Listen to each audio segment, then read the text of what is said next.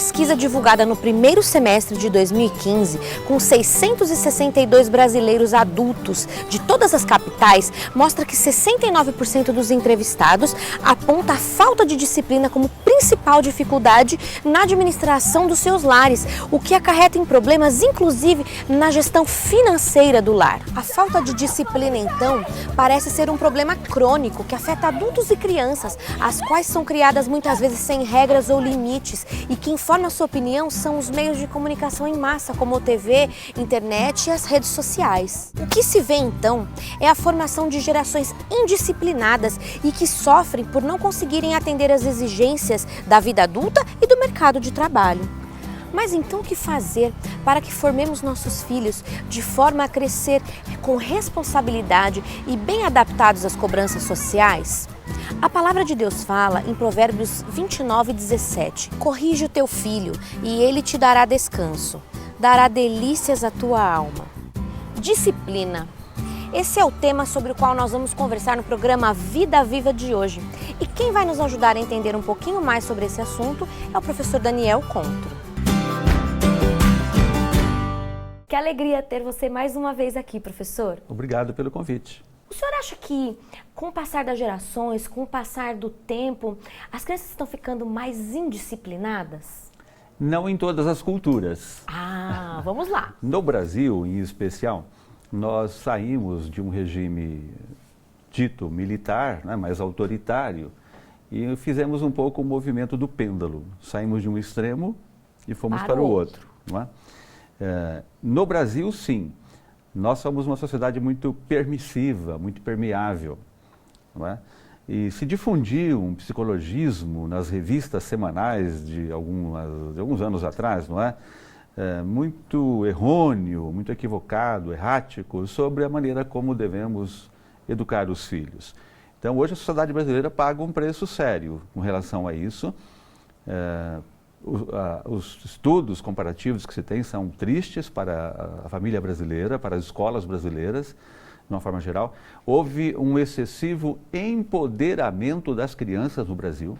Nós vivemos hoje em muitas famílias a chamada babylatria, infantocracia, né, como alguns autores dizem, uma ditadura das crianças. E isso é um exagero, isso é um equívoco lamentável de consequências funestas para o futuro adulto.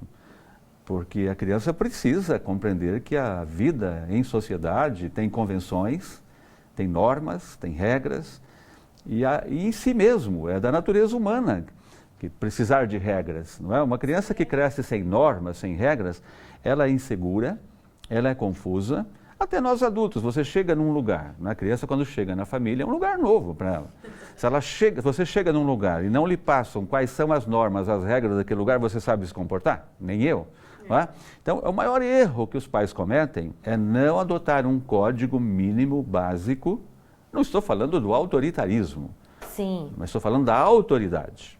A autoridade é necessária e ajuda a criança. Imagina uma árvorezinha, tem um autor que escreve sobre isso, uma pequena árvore, não é? Quando você planta a árvore, o que os antigos fazem muito? Uma estaquinha do lado, amarra, para que ela resista à intempérie. Depois que ela deitou raízes, não é? Estruturou-se, pode deitar os galhos também. O erro é galhos sem raízes, a árvore não vai parar em pé. E é o que ocorre muito hoje na família brasileira. Um excessivo empoderamento das crianças, é comum hoje. Eu jamais vou me esquecer de uma cena, eu estava num hotel, num resort, uns anos atrás, e uma mãe com uma criança de mais ou menos uns 7, 8 anos, como eu estava próximo da cena, né, aquilo ficou muito marcante. Marcado. Ela andou em volta da sobremesa, né, da mesa de sobremesa, né, dos itens que eram 18, lógico que depois eu contei, fotografei, não é? Eram 18 itens de sobremesa, incluindo frutas e tal. Ela andou com a criança em torno de uma mesa oval assim, chamou o garçom e falou: olha, ele não gostou de nada, dá para você fazer alguma sobremesa diferente para ele? Das 18 não tinha uma que agradasse. Isso é muito sintomático, sabe aquela história, não é? Quem escolhe o primeiro pedaço do frango assado hoje na mesa? É o avô? É o pai? É a mãe? Isso tem um lado bonito, que você categorizou a criança, compreendeu a criança, não é? Que também não estamos advogando aquela tirania aquela relação autoritária, despótica, que se exercia antes na relação familiar, né, pais-filhos. Mas fomos para o outro extremo. Então, isso é um equívoco. Por que hoje existe essa questão de dar tanto crédito à opinião da criança? Algumas razões, primeiro, sempre culturais, não é? No Brasil, então, essa coisa, eu não quero fazer para o meu filho como meu pai fez para mim. Certo. A minha geração, por exemplo, que recebeu uma educação mais severa, né, mais rigorosa, mais autoritária, quis educar os filhos de um outro jeito. Especialmente quando a sociedade brasileira saiu esse regime militar também é desculpa para tanta coisa. Acho que ninguém quer regime militar, longe disso, experiência traumática, né, página negra, ninguém quer isso no Brasil, de novo. Mas se usa, né, se adota isso como pretexto para justificar muitas das nossas negligências. Entendo. Então, a primeira questão cultural, não quero reproduzir o modelo do meu pai. Segunda questão, um psicologismo barato que foi derramado, não é, na sociedade brasileira. Lembra, vocês são muito jovens, mas lembra aquela história assim, não diga mais do que 10 não para o seu filho. Não é? Não traumatiza. Olha, tantos não vai repercutir nas memórias afetivas dos seus filhos, vai inibi-lo, vai coercitá-lo. Conversa. Isso é conversa. Ele precisa do não? Ele precisa. Olha que a norma e a regra também é uma necessidade de constituição da sua identidade. Nenhuma criança se estrutura, se ergue na vida sem frustrações. Isso é não verdade. Existem dois tipos de frustrações, já que esse assunto Tocamos ocorreu. nesse assunto. Existe aquela frustração que é indesejável, a chamada frustração desestruturante. Não é? Passar fome, abandono afetivo, não é? Claro. Violência física, obviamente, isso é indesejável Claro, e ninguém deve passar por isso. Mas existe uma outra categoria de frustrações para cuja categoria os pais têm medo, e é um medo equivocado, que são as pequenas frustrações do dia a dia, que ao contrário da desestruturante, essa daqui é estruturante. Essa aqui gera têmpera, gera vértebra, constitui o indivíduo, dá sua complexão moral e psicológica. Você imagina uma criança que não ouve não nunca. Né? Ela vai virar um reizinho, mandão, um pequeno ditador, um pequeno déspota. E quando ela for contrariada, ela vai fazer o quê? Ela pega a bola e leva para casa e o jogo para? Ela fura a bola, estoura a bexiga, não é? O mundo gira em torno de mim. Naturalmente a criança já é egolatria, né, egocêntrica, etc. Mas isso tem que ser educado. O convívio em sociedade pressupõe a capacidade de entender o outro. Como diz São Simão, né? A minha liberdade é a liberdade do outro. Quer dizer, a vida é cheia de limites, de regras, não é? Claro. E a regra também gera segurança. Certo. Volto a dizer, se nós adultos, quando você vai dirigir num país estrangeiro, que você não sabe muito bem as normas, as regras, você não fica muito mais inseguro no volante? Claro, não é? claro. É a mesma coisa uma criança, ela cresce num ambiente que não tem regras, normas bem definidas, com clareza, ela cresce insegura. Não sabe como agir. Não sabe como agir. Então, por exemplo, chegou alguém em casa, vai cumprimentar. Não precisa ficar, conversa de adultos, não precisa mais. Vai cumprimentar, boa noite, bom dia, boa tarde, não é? Dá licença, estou fazendo minha lição de casa, estou jogando. Brincou com os brinquedos, vai guardar os brinquedos. Ué, é isso mesmo. Que história é essa, não é? Vai apagar a luz quando sair, vai escovar o dente. A vida é cheia de normas. Vai guardar as coisinhas, as pequenas coisas. Não é? Qual o problema de uma criança adquirir algumas rotinas, como guardar suas roupas? Não é? Dobrar e classificar suas meias, levar um lixinho lá fora, se a mãe arrumar faz a mala. Isso, claro, a mãe faz isso, o pai faz isso, por que a criança não precisa fazer, né? Vai aprender que o outro tem que fazer por ela. Olha, você falou que está se preparando para ser mãe, né? Os médicos lidam melhor que isso, você é médica. Mas veja só, se você não treina a criança nessa pequena rotina diária, como é que ela vai ser lá na frente? Ninguém nasce organizado ou não. Irresponsável ou não, perseverante ou não, caprichoso ou não, aprende-se a ser. Isso é um dado do meio. Quer dizer, isso não está no gene, não está na genética. Isso não está no gene, não é um dado da genética, é um dado do meio, da cultura. Tudo que é da cultura a gente aprende. Claro. E eu aprendo conforme o modelo, não é? O chamado espelhismo. Se a criança então não tem modelo, como é que ela vai aprender? Olha que interessante. Não é?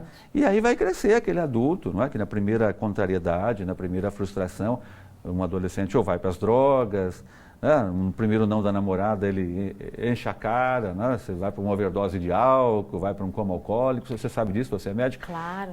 Tudo isso porque ele foi excessivamente poupado, excessivamente mimado. Você sabe, doutora Mariana, o problema, um dos grandes problemas hoje é o excesso de mimo e a desresponsabilização dos filhos. Olha. Não é? Os pais desresponsabilizam muito os filhos. É uma história no Brasil de coitadinho, não é? E isso é danoso também no ambiente escolar. Ai, coitadinho, é muita tarefa. Ai, coitadinho, é muita lição de casa. Que coitadinho. Crianças saudáveis, crianças que têm acesso, não é? Que viajam. Claro que não é a maioria da sociedade brasileira, mas quem está nos assistindo, que tem TV paga, naturalmente, nós somos a classe privilegiada do Brasil, o seu filho. Você tem que pensar para o seu filho, não é só...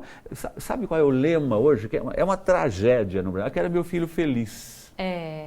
Todo mundo quer um filho feliz.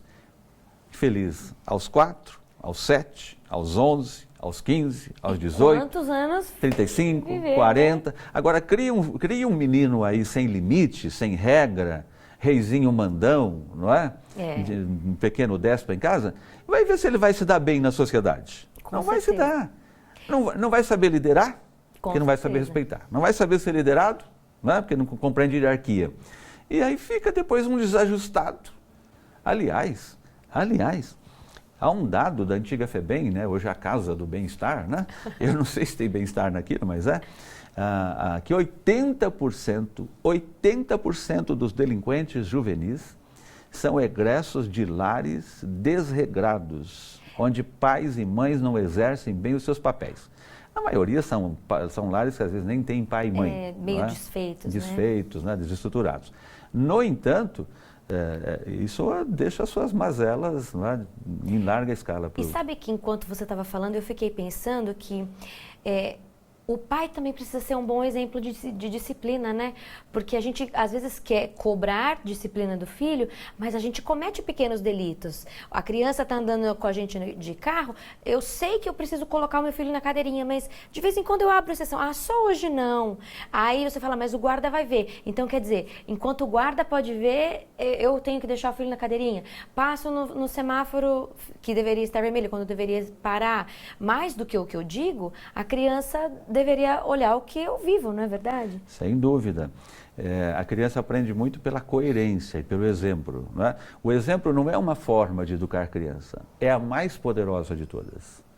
Não é? Olha só. É claro que eu não tenho que me abdicar, não tenho que passar a ideia para o meu filho de que sou perfeito. Não é? A gente vai viver a desidealização dos pais, os lutos, não é? Tem o luto do corpo, tem o luto dos pais também, né? O luto da infância, enfim, da sexualidade.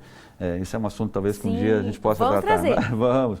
Mas o luto da autoridade não pode existir. Não é? Então, às vezes eu não sou perfeito, mas eu sei mandar. Olha só. Mas tem que ter muito cuidado com a coerência. Mandar, que eu digo, eu sei dizer o caminho, não é? Porque nós somos mais vividos. Quem vai ter que fazer isso na relação de pais e filhos é o mais experiente, é o adulto. Agora, Mariana, você sabe qual é o grande medo dos pais? O grande medo... Então, o exemplo, né? Você fez uma pergunta muito interessante. O exemplo é uma poderosa força, a coerência dos pais. Não é? E eles são a famosa esponjinha. Claro. E quando eles vão ficando, tem uma idade gostosa que eles começam a pegar as nossas contradições. Né? E a gente tem que admitir e ser honesto. Errei, filho, né? Não devo fazer, não faça isso também você. Agora, você sabe por quê? O grande medo dos pais em corrigir os filhos, ou em adotar, né, uma linha de disciplina, de relação com mais autoridade, eu sempre digo, autoridade amorosa, mas autoridade. Certo.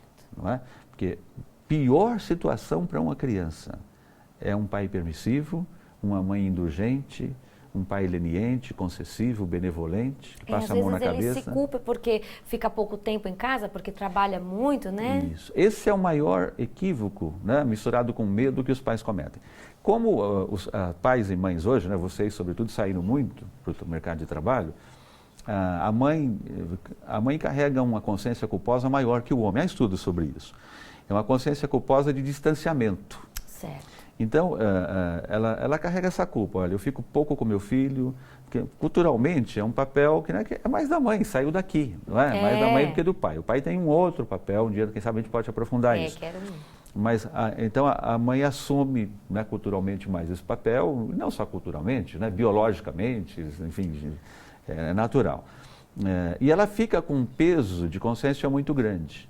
Então, quando ela volta para a relação com o filho, então ela fica menos com o filho. E esse pouco que ela fica com o filho, às vezes ela anula, né, o seu papel fundamental de ser matriz, de ser referência, de ser modelo, de ser espelho, de ser autoridade. Em outras palavras, ela dizia, eu não vou brigar. Não vou brigar. Só uma horinha com ele, já vai dormir, não, e aí acaba deixando passar. Perfeito. Esse erro é danoso e é muito comum. Porque o menino está precisando, né? A menina, o filho está precisando de uma orientação mais severa, né? Mais olho no olho, aquela conversa mais, né, firme, claro, mais incisiva, e recebe um chocolate. O que isso provoca na cabeça da criança? Confusão. Agora, então esse medo não deve... Ninguém perde o amor dos filhos por ser exigente. Ao contrário, existem diversos estudos. Tem um estudo lindo de Stanford, na cadeira de psicologia. Esse estudo abarcou 30 países, da Índia à Argentina. E se comprovou, nessas diferentes culturas, não só para deixar o telespectador convencido, persuadido de que isso funciona em qualquer lugar, se comprovou assim, que os pais mais respeitados, né, as mães mais respeitadas, que são referências mais fortes na vida, na personalidade dos filhos, não são os permissivos, olha só, os bonzinhos, como se diz, não é? Nem os maus também, obviamente, mas são os pais que exercem a autoridade amorosa, né, que puxam, que não abdicam dessa responsabilidade de serem figuras de poder, de autoridade na relação da família. Então ninguém vai perder o amor dos filhos por isso, ninguém vai perder. Agora, tem uma coisa muito importante na disciplina que é assim, doutora, tem que ser clara a regra. Você não pode exigir de ninguém o que não lhe seja claro. Claro. Então, às vezes, pai e mãe acreditam que filhos vão entender assim, espontaneamente, por inércia, né? Vai compreender como ele deve se comportar. Não. Você quer ir jantar, por exemplo, com amigos, num restaurante? O que você tem que fazer antes com seu filho pequeno? Combinar. Filho, exato, combinar. Os antigos já não diziam que é combinado não é caro, não é? Filho, nós vamos jantar hoje, eu espero este comportamento de você. Explica. Se for preciso, faça um pequeno ensaio. E só uma dúvida. Eu digo que vou recompensá-lo por isso ou isso é meio que faz parte da obrigação dele? Se você se comportar, te dou um presentinho. Não, a relação não pode ser assim. Não pode ser assim. Não pode ser assim. Nós vamos nos comportar assim porque é socialmente aceito. É o esperado. Na nossa família esse valor é importante. Na nossa família. Okay. Mas na família do outro, quando são maiores, né? Mas lá não é assim. Mas você não mora lá, você mora aqui. Eu dizia isso. Não é? Então eu vou pegar a minha roupa e vou embora. Arruma a primeira mala que eu estou arrumando a segunda, filho. É lógico. Vai embora coisa nenhuma. Que história é essa? Não é de filho intimidando pai e mãe? Então, a recompensa não deve ser uma relação tão imediata. Agora, você deve celebrar coisas. Foi lá, se comportou bem, olha, estou muito orgulhoso de você. Fala para o avô, fala para a avó, né, para a avó, manda um e-mail, sei lá, põe no Facebook, se comportou bem, está exagerando, não vai fazer isso. Mas tem que celebrar, tem que recompensar de um outro jeito. Não materialmente, porque olha, ser pai material é muito fácil, se você tiver dinheiro. Claro. O desafio é ser pai afetivo. É isso mesmo. Pai afetivo é o pai que conduz o processo de constituição afetiva da personalidade, dos valores do filho. Não é? Isso é diferente de dar presente. Fazer o certo porque é certo. Porque é certo. E porque são valores da nossa família. Okay. Agora eu queria falar da clareza, nós começamos, depois surgiu outro assunto. Se não for claro, a criança também não sabe o que se espera dela. Então é essencial ter algumas regras bem definidas, e essas regras vão mudando e sendo ajustadas de acordo com a criança, com o tamanho da criança. Claro. Não é? Uma coisa aos 4 anos, outra coisa será aos 8, outra coisa que eu digo é a forma. São as regras e a forma de aplicação das regras. Okay. Tem um psicólogo americano que ele tem uma teoria muito interessante, que ele chama os 4 Cs. Talvez seja muito interessante os pais conhecerem. Ele diz que o primeiro C é o C da clareza. Né? Então, tudo tem que ser claro, explícito para a criança, conversado, orientado, e saber que a criança está num processo de acerto e erro, né? De tentativa e erro. Então, ela vai errar. Um segundo C importante é o C da coerência. Então, o adolescente é de um jeito, primeira infância de um outro. Às vezes pode ser a mesma norma. Por exemplo, aqui em casa nós não usamos violência verbal. É um valor da nossa casa. Não tem violência física nem verbal. Não falamos palavrão. É de um jeito com a criança, de um outro. Você vai tratar isso de um outro jeito com o adolescente. O adolescente não é tanto monólogo, não é? Claro. Com a criança você pode fazer mais monólogo. Com o adolescente já é mais diálogo. Sim, Não é? sim. Embora a última palavra é minha. Eu ouço você. Eu ouço, mas eu que decido. Claro. Porque vai bater a porta, porque vai ficar emburrado, deixa lá. Vai ficar sem tomar banho 3 dias, não vou comer, deixa lá, ué. Isso tudo faz parte do processo de tornar-se pessoa, né, do Carl Rogers. Então, o primeiro C é a clareza, o segundo C é a coerência, o terceiro C é a constância, que se o pai diz sim, a mãe diz não. Isso é importante. Não é? Pior ainda quando se delega isso para avô e avó. Avô e avó não são figuras para educar filho. Geralmente para deseducar, mas é brincadeira, não é? Para curtir filho. Curtir neto, no caso, claro, né? Claro. Não espere isso dos avós e dos avós. Mas também não delegue, né? Não delegue isso mesmo. E esse C da coerência, então, é nosso, né? Da constância, é nosso, não é? Então, tentar manter uma linha, hoje pode, amanhã não pode, a mãe diz sim, o pai diz não, como é que fica a cabeça dessa criança? Não é? É isso mesmo. E o quarto C, então, clareza, coerência, constância e consequência. Descumprir os nossos combinados, vai ter conversa à noite. Ele precisa aprender que os atos... Não é gratuito. Vida, né? Exatamente, não é? Acarretam consequências. Não é gratuito. Então, é necessário adotar um código, né, que seja sabido da criança. Agora, cuidado com esses códigos de punição.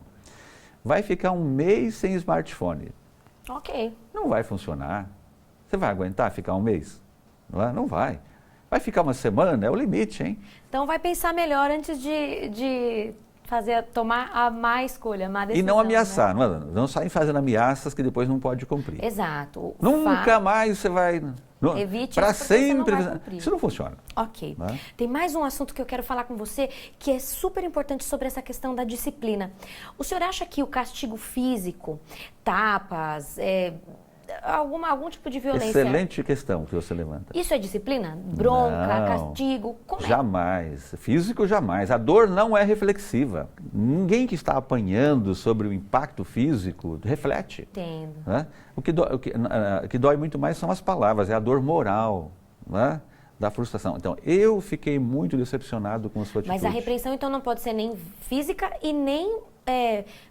violência, eu quero dizer, né? A violência não pode ser física e nem moral. Eu repreendo, mas sem agredir verbalmente. Violência em hipótese nenhuma, Okay. não é? Mas a autoridade, sim, não é? O ajustamento de conduta, sim. Aí tem que pôr peso moral. Então, eu fiquei muito frustrado com a sua atitude. Essa né? é uma forma adequada Eu fiquei de muito repreensão. decepcionado. Você não honrou o que nós combinamos.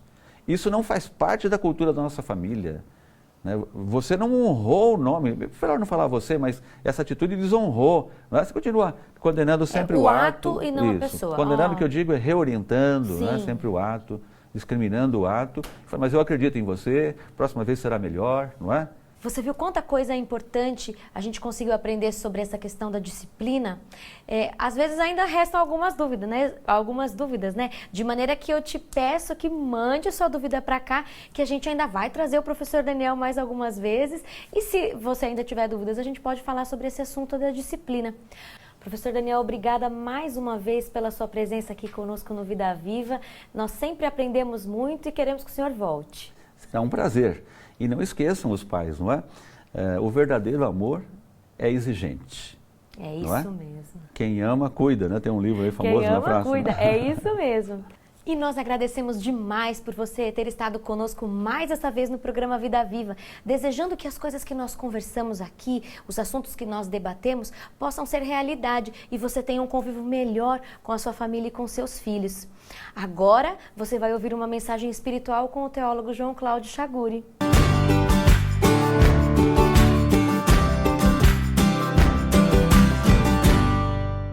Muito bom estar com você mais uma vez. E hoje eu desejo falar a respeito da educação dos filhos. E você sabe que é um grande desafio educar os nossos filhos. Por quê? O nosso mundo hoje é completamente diferente. O nosso mundo hoje se tornou um mundo pós-moderno. O secularismo tomou conta do nosso planeta. Hoje não existe mais, por exemplo, um código de ética moral. Então, o que é certo para um não é certo para o outro. Ou seja, não existe mais o certo e não existe mais o errado. E como educar os nossos filhos diante destas circunstâncias que envolvem a sociedade pós-moderna? E você sabe o quão difícil é educar os nossos filhos. Provavelmente eu esteja falando a alguém que está passando por problemas sérios com a educação dos filhos. Alguém que está se sentindo fraco na educação dos seus filhos. Mas eu quero trazer uma mensagem da palavra de Deus a respeito da educação familiar, essa educação dos filhos. E esta mensagem está lá em Provérbios capítulo 22, o verso 6. Ensina a criança no caminho em que deve andar, e ainda quando for velho, não se desviará dele, diz a palavra do Senhor. O que a Bíblia está nos dizendo? A Bíblia está dizendo que nós somos referenciais para os nossos filhos. A Bíblia está dizendo que nós somos exemplos para os nossos filhos. E eu pergunto a você, que tipo de exemplo você tem sido aos seus filhos? Se você pudesse perguntar aos seus filhos hoje, se ele estiver aí do seu lado, pergunte ao seu filho, aproveite agora e pergunte: filho, como você vê o papai?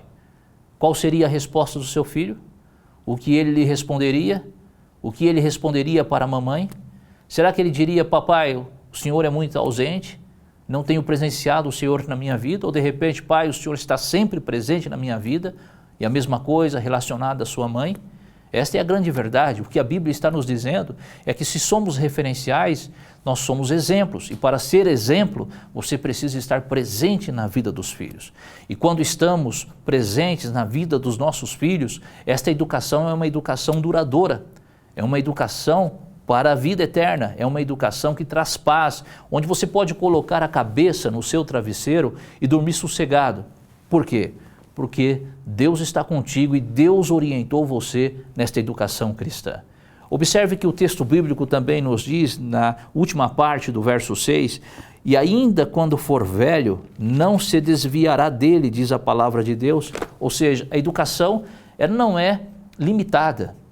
É isso que está dizendo o texto bíblico. A educação ela é ilimitada. O ensino que você traz a um filho na sua fase de criança é o ensino que ele terá por toda a sua vida, através do seu exemplo e através, claro, da sua presença. Querido, nada melhor do que colocar este tipo de educação na vida, ser exemplo para o filho. Mas como ser um exemplo para o filho? Aí entra uma questão de grande importância. O exemplo se dá através da sua vida com Deus. Se você tem uma vida com Deus, se você tem relacionamento com Deus, não tenha dúvida, você será um bom exemplo para o seu filho. Mesmo diante destas circunstâncias negativas que é a nossa sociedade, você terá sucesso na educação dos seus filhos. Se você tem relacionamento com Deus, teu filho verá que você é um pai que tem relacionamento com um ser todo-poderoso. E ele te respeitará muito mais, ele amará muito mais, ele entenderá que aquilo que você tem ensinado não vem apenas de você, mas vem de Deus para a sua vida e para a dele. Por isso que a educação cristã é uma educação ilimitada. Ela vale para a criança, ela serve para o adolescente, para o jovem e para o velho. É a vida do crente, é a vida daquele que se coloca à disposição de vivenciar estes momentos mais plenos de uma educação rica das bênçãos de Deus. Querido, nós queremos que você participe conosco. Então venha nos visitar, venha estar conosco na Igreja Adventista de São Caetano do Sul e aqui nós poderemos juntos estudar mais sobre esses temas, aprendermos e louvar o nome de Deus. Que Deus te abençoe e te guarde, que a graça de Deus esteja contigo e que você seja a alegria do Senhor hoje e sempre, é o nosso desejo e a nossa oração. Amém.